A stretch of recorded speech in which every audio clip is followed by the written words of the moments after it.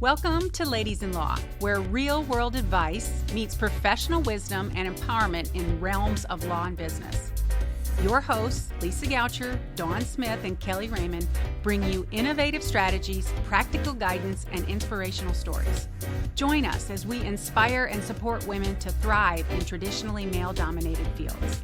We're here to promote inclusivity and provide practical advice for success.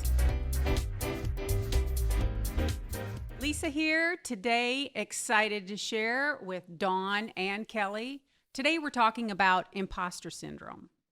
So as you can imagine, that's feeling like a fraud, not feeling like you're the real deal, a phony. But interestingly enough, when you take it to the next step in the work environment, and we're going to kind of address like in the law field as it relates to imposter syndrome, it's feeling anxious and feeling internally that you're not successful, despite the fact you are. So that's the component to imposter syndrome, that they're usually overachievers. Like they're knocking things out of the ballpark. They're doing everything that they need to be doing, but then they are unable to accept compliments. They minimize them. Like they might say, oh, that's just luck. Or, oh, it was because of another key relationship that, I was able to accomplish that. So in law, I was thinking about it and I was like, I feel there's so little room for error. There is very little room for error. And in that environment, if you're not aware, like it is going to foster imposter syndrome, because you just feel like you don't get a second chance to make that first impression, to get that argument right, to consult regarding the jury, or me on the court reporter. If that person doesn't show up or the videographer doesn't show up, it can lend itself to what you feel like is, over the moon errors. So I'm going to ask, in your legal field environment, like Dawn, when have you encountered and felt imposter syndrome? So this is like a new term for me, right? Well, it is actually really over the last year. And it's kind of controversial from that standpoint, because some just say it's a phenomenon, it's a trait, it's not really a syndrome. And obviously, we're not here to advise anything related to therapy. We're not giving any medical Yeah, diagnosis. so if you need therapy, you need to seek out therapy. We're talking about this very common, unpleasant trait. Yeah, That's let's how we're refer to describing it sort of colloquially, not not as a medical syndrome. But when I Yes. first heard about imposter syndrome, I thought for sure whoever invented this invented it for me. And I obviously it wasn't. It's something that I suffer from to this day. And I didn't realize that one of the kind of specifics to imposter syndrome was this idea that no, it is a person that is actually killing it and is successful. But sometimes it's hard to hear people say nice things about you. And why is that? Why? And I think women particularly have a much harder time at believing the good things that people are saying about them. Yes. Yeah, I mean, I don't know. I think that there's two ways to look at it. I feel like it's true. Women are not as good at taking compliments. But I mean, I don't know. I just feel like putting somebody in a box because you aren't willing to accept compliments and you're not willing to appreciate where you are. I just think that I don't know. It's just really kind of difficult, I would say, to look at it that way. I think Dawn is a trial lawyer, and so I wonder if you suffer from imposter. I don't think you do. I think as a trial lawyer, So she can't relate. That's okay. We are going to explain what it's all about. But I think we've said this many times, trial lawyers have to have a really healthy amount of ego to stand up and convince themselves. All right, Kelly, you've said that like several times on several different episodes. It's so true. I think perhaps you are truly confident and in the best way, and you do not suffer from imposter syndrome, and we are here to learn from you. I mean, I feel like I own a law firm, which is amazing to me. We have 21 lawyers working for us now, which is unbelievable to me that we've grown that much in the last year. So I think maybe the business part of it, yes, but gosh, I've busted my butt, and I feel like I've earned this place. I mean, I really have. And I think that, I don't know. I think I've said before, I think a lot of people don't appreciate their power. And I think a lot of people really do feel good about themselves, but then just, especially women, they just try not to accept it. They're like, oh no, don't say that. But they really do inside feel like they deserve those compliments. Maybe I'm not saying that's you guys. Well, But I think the hard thing about not feeling like you deserve to be where you are, or not feeling like you are worthy of the compliments that somebody might pay you. I mean, that's certainly, um, whether it's in law or business or just in your personal respect. I Mhm. mean, it's easier to tell your friend something nice than it is to tell your own self something nice, generally speaking, right? But I think, as a jury consultant, when I have to stand up and give a speech to hundreds of trial lawyers who are all grading my paper, and these are smart people, right? I'm not standing up talking to a room full of fourth graders. And I do feel that you've got to know your audience, right? And so when I'm standing up in front of trial lawyers as a consultant, helping them or trying to tell them how to better themselves or their practice, I always kind of gut check myself. Like, do you really know what you're talking about? I mean, and I think that's the key component to kind of getting past that feeling is if you're prepared, if you're really prepared and focused on what you're doing, you've done everything that you could to be as knowledgeable as you can in the room at that moment. I think that you feel better. I mean, if you go in there just knowing as much as you possibly can about whatever you're doing. Advanced skill set, like you have all the information you've prepared.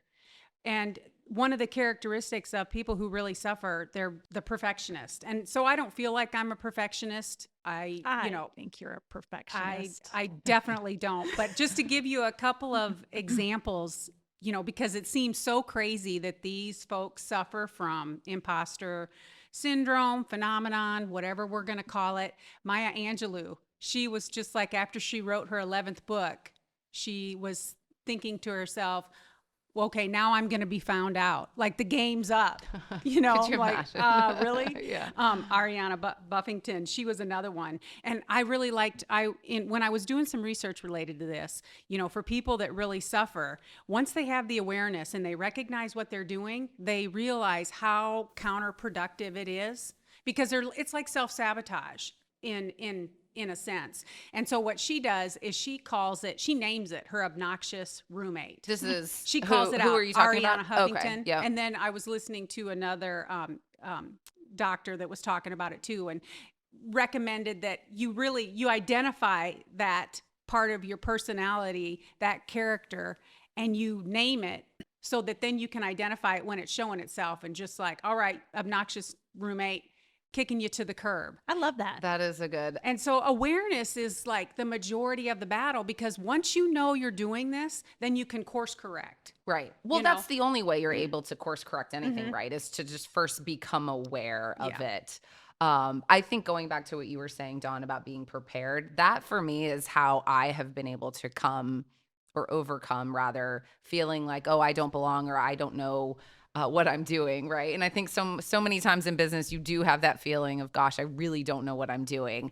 The way to overcome it is to be prepared and to really, really know your stuff. And that way, you don't feel like you have no clue what you're talking about because at least you're prepared, right? You know what Yes. you do know what you're talking about, even if you maybe don't feel like, oh gosh, am I the best person for this?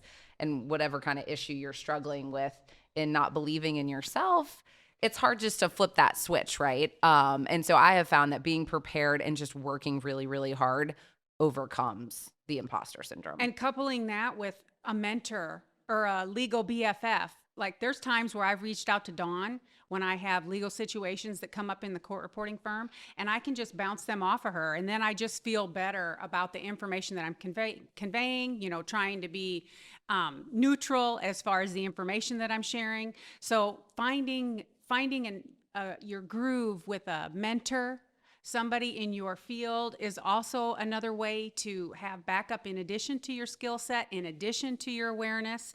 And then and it get to the point where you're celebrating, like really celebrating your positive, your wins and your successes. And sometimes I think we get so caught up in thinking that we can't celebrate the small stuff. Yeah.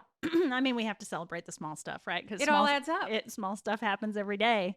I just want to kind of go back to what you're saying, though, Lisa. I mean, that little voice in our head, right? I don't think that that's unique to women. I mean, I think that all of us have. I think we're just more honest about it. Is that what it is? I think so. I think women are better about saying, listen, this is something that I feel like I'm struggling with, or this is something that I'm dealing with, at least amongst friends. I've never heard a man say he suffers from imposter syndrome. I just haven't. Right. That's what I'm saying. I mean, why do we have this term, and why is it coined towards women necessarily? I mean, I feel like in general. Well, it is 70% like across the board. Not that the 70% suffers all the time. Just 70% of the population at some point has suffered from. And 70% of the people that Includes- say I suffer from imposter syndrome Yes. or I kind of deal with this are women. Yeah, are men and women. 70%. 70% total out of the entire population. Yes. So like I'm in the 30%. Oh, wow. Yeah, you're in the Okay. 30%. Yes, you're a you are. 30%er. I'm just kidding. I mean, I mean, I really do. I think that it's so important to know that everybody has doubts. Everybody has doubts about themselves. Everybody worries about doing a good job. Everybody worries about walking in and owning your worth. Right. And I just think that, I don't know, women need to step forward a little bit more, Okay, so- step into it a little bit more, value yourself, appreciate yourself, network with people, be prepared, I mean, all of those things are going to really help. And then also, like, I love this aspect of it. And honestly, I didn't even put 2 and 2 together with imposter syndrome because I had shared the TED Talk with both of you. It's Amy Cuddy, Cuddy. It's several years old. And what she talks about, it's only 10, 15 minutes. And then interestingly enough, like Tony Robbins was talking about the same thing.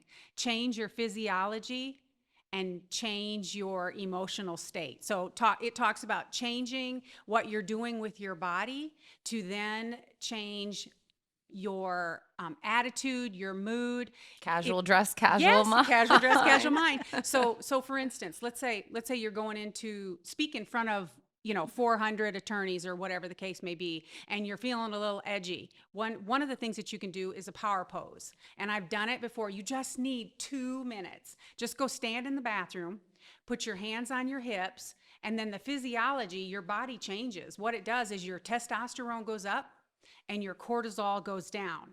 And it sounds like such a silly thing. Like if you're getting ready to do an interview or something important, just, get 2 minutes to yourself. It's also just like, like winning a race, throwing your hands above your head. Yeah. Or you could lean back in a chair. This is a power pose. That I have sounds a like story. Oh, I have yeah, a story go about ahead. that. I have a story Okay. about this. So when I was a very young lawyer, I went to a mediation with my boss, who was handling a really high level sexual abuse case.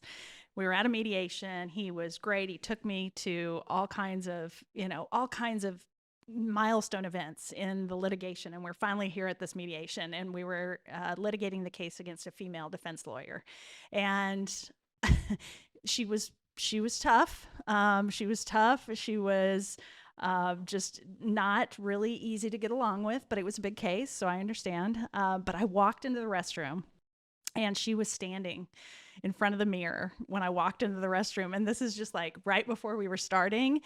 And I saw her standing there, and she took like this really big breath, like a super big breath, and like just blew it out and just kind of stood there. And I was like, oh gosh, I don't think I was supposed to You see just that. walked in on her changing her physique. I did. body. I Yes. did. And I was like, oh, we're going to get her. Yeah. So the science behind that, I think, is really interesting. My version of that is I had a professor in law school tell us that one of the most important things we could do as lawyers, or whatever profession that you're in, is find your swagger song. Find a song Your that walkout you music. can play. Yes, your walkout music, right? Find a song that you can play to pump yourself up, to put you in that headspace. Sometimes it's hard just to put yourself in that headspace, right? Without taking a pose or a deep breath or listening to a song that reminds you, here we are. Yeah. One of the other really important Wait things. a minute. Oh, yeah. What was your song? Oh, I've had so many throughout okay. the years. What is it right now? That's a great question. That's a great question. Now I'm on the spot. I can't even think of it. It's been many things. It's been hardcore hip hop songs. It's been a Taylor Swift song here and there. But it just depends on the day and the mood. Well, that's good. I mean, I don't know. Music always changes your outlook, I think. Most definitely. Yeah, for Most sure. definitely. One of the other things that I think is super helpful in trying to kind of combat imposter syndrome is just being really honest with the people that you're talking to. And if somebody asks me a question, I just say, I don't know if I don't know, right? I am in the business of telling trial lawyers that juries can sniff out insincerity. And so you just have to be sincere. And I think sometimes helping overcome imposter syndrome looks like just being real honest and saying, listen, I don't have all the answers, but we're going to do a focus group and those people are going to tell you your answers, right? Or just being honest about the fact that you may not know something. I always go that route as opposed to bullshitting. And I'm just terrified that somebody would sniff out the bullshit. Yeah, you can't. I mean, you can't bullshit a jury, that's for sure. No, or a judge, right? Or well, no, definitely not. But being genuine is one thing. But I would say the subject that we're talking about, right? Those internal feelings that we have. I'd be leery about sharing those with, if you're feeling inadequate or if you're feeling if you're dealing with those emotions and having a really hard time with it, you really need to go to somebody that you trust, that you know you're going to be able to talk to. I mean, let's face it, the legal industry is ruthless. Trial lawyers are brilliant and ruthless. I mean, there are a million other like incredibly smart lawyers that I'm dealing with on a daily basis, and you just can't misstep. You really can't. You have to be so cautious about everything you do. If you misstep in front of a jury, I mean, that's a problem too. And you definitely have to be genuine. But if we're talking about like those deep emotions that you're having that you're trying to Don't be overcome, crying. I mean, talk to somebody that you trust. Exactly. Right. Have I that think network. You've got to know your audience, right? And even if you're nervous, I tell lawyers all the time, if you're nervous, I don't necessarily think you should be telling the jury that or disclosing to opposing counsel, right, that this is not something that you feel comfortable in. I think it's really important. We have said before, and I want this written on my tombstone, but you got to fake it till you make it. Yes. And that's what I kind of think imposter syndrome is you're not showing on the outside that you may not be fully confident in what you're doing. On the outside, it all looks put together. I think that's kind of the difference there. I wouldn't say to a group of people, I'm feeling really anxious and I don't think I know what the hell I'm talking about, right? No, I think you have to fake it till you make it. That could be refreshing, though. Yeah. You go first.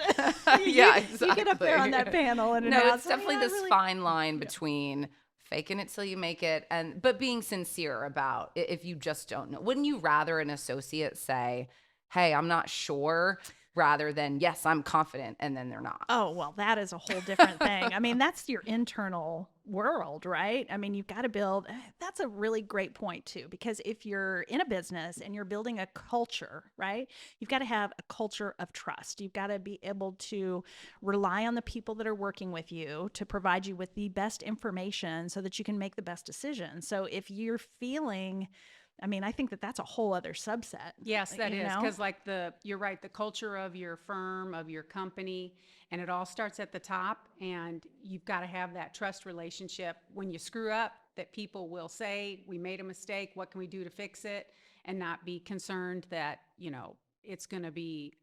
going to be fired. I mean, that's happened to me before. I mean, somebody that I cared a lot about that worked for us, that person just kind of got in over their head, really were doing too much and didn't really know how to ask for help. And I don't think that I fostered a really good place for this person to be able to say, hey, look, I need help.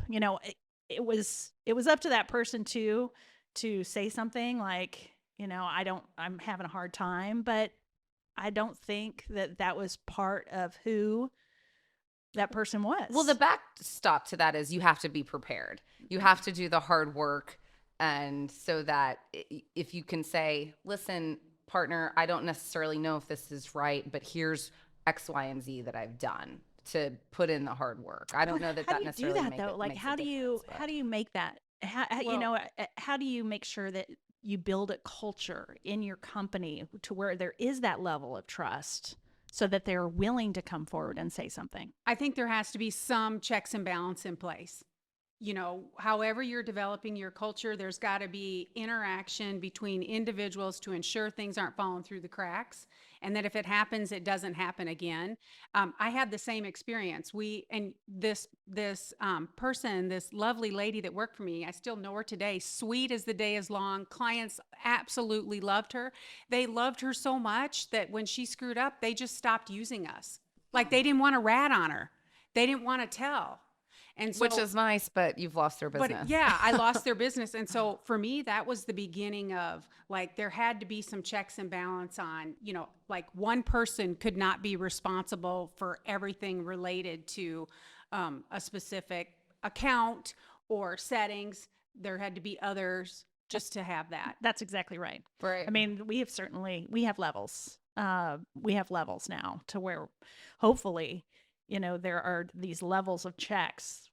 Yes. Will make it to Curtis and I, so that we can do Right. what's important to make sure the client's taken care of, to make sure that we are, doing what's right by the client. I mean, that's the most important thing. Yes. Right. I mean, course. regardless, I mean, if you have these doubts, if you're trying to fake it until you make it, if you are working for somebody, you've got to be able to go and ask for help. Yeah. You just Don't have make to. mistakes, but if you do, Yeah. be honest. We don't You- allow any mistakes. I was doing some trial prep one time with a couple of lawyers, a young associate female lawyer and an older male partner, and she was, kind of beating herself up about a mistake that she had made. And I said, listen, you've got to give yourself a little bit of grace. And the partner said, what does that mean? Like, he had never heard this expression. So we kind of explained this idea of giving yourself some grace. And he's like, we don't do that here.